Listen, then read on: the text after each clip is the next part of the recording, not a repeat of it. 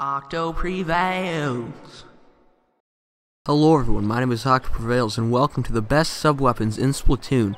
Now this list is going to be a little bit weird because I'm going to be focusing more on the inking turf aspect of the sub-weapons instead of the damage, but the damage will matter. Let's get into this. Up first, we've got the original splat bombs, which combined with the Splattershot Jr. make a very good starting class. But as you can see here, the range and the damage of the Splattershot Jr. aren't anything to get excited about, but the fire rate is something that is very good about the Splattershot Jr. Anyway, we're here to talk about the splat bombs, which, as you can see here, have very minimal range, but they do quite a bit of damage, and their fuse time is very long. The damage for the splat bomb is pretty decent, but due to its long fuse time, opponents can easily dodge out of the way if they see it coming. And that is why my final rating for the splat bomb, 1 being the worst, 5 being the best, is a 3 out of 5. Up next are the burst bombs, which are very useful considering that they have no fuse time. The second they hit the ground, they will explode. They don't do quite as much damage as the splat bombs do, but they are much more ink efficient, and you can actually take out a regular inkling with 2 burst bombs. Overall, in Turf Wars especially, I think the burst bombs are much better than the splat bombs because they have no fuse time, and the second they hit the ground, they explode. Also, they are much more ink efficient, and while they don't cover quite as much area as splat bombs do, you can use 2 of them with a full tank instead of just 1. Overall, I give the burst bombs a solid 3.5 out of 5 because they are a little bit better than a splat bomb, and I use them much more often personally. Up next we have the suction bomb, which is one of my personal favorites because besides the fact that it has a long fuse, it actually is a really good bomb. It produces a lot of shrapnel, as you can probably see here, and it sticks to walls, which can be infinitely useful when you're trying to get up a wall. It's also easier to aim because it does not roll like the splat bomb does, and it just sticks right where you want it to stick. This is a very useful sub-weapon, and its final rating will be a 4 out of 5. Up next is another one of my favorites, the sprinkler. Now, if placed in the right place, the sprinkler will ink a ton of turf. I'm talking more than the ink strike inks. Now, say you're fighting some people after you put down the sprinkler, and, you know, you're shooting away, just shooting away.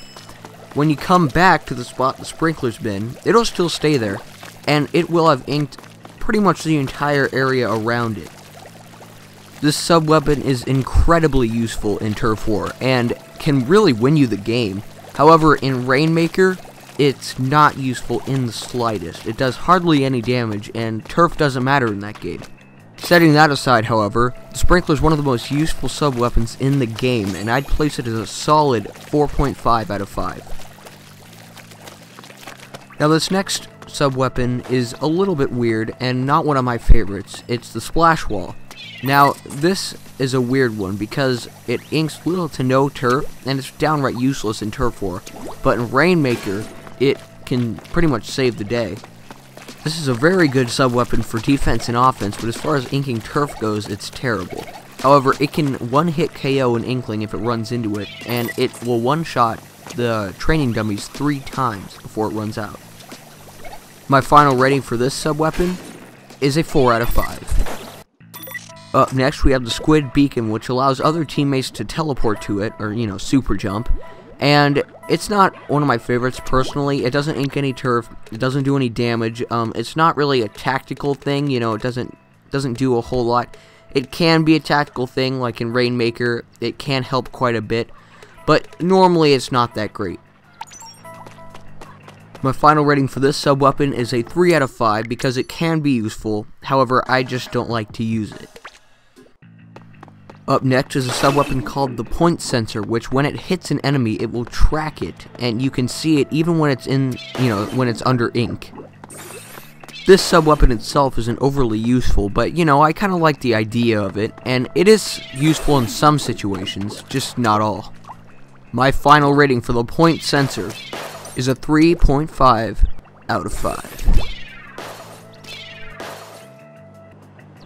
this is one of my personal favorites, the disruptor. Now, the disruptor does not ink any turf, and it does cost quite a bit of ink from your ink tank, but it not only slows your enemy, but it also slows their ink recovery, and it slows their walk speed. Now, it slows their walk speed, and it slows their swim speed.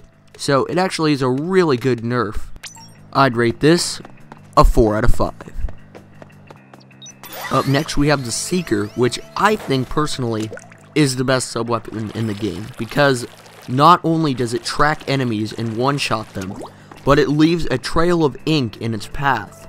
It is pretty overpowered, to say the least. These things are very hard to avoid, and they're really ink efficient too, which is why my final rating for them is a 5 out of 5. Up next is our final sub-weapon, the inkmine.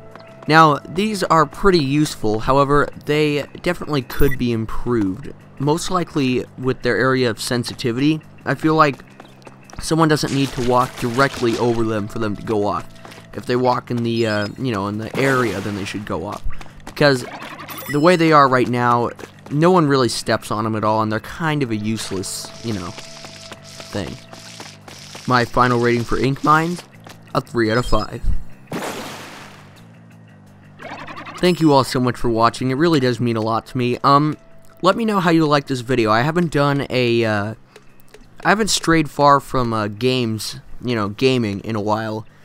And, it kind of felt good. So, yeah, just let me know how you thought of it, or what you thought of it. And, hit that spinning subscribe button on the screen. Stop spinning now. Okay. And, yeah. Hope to see you later. Bye.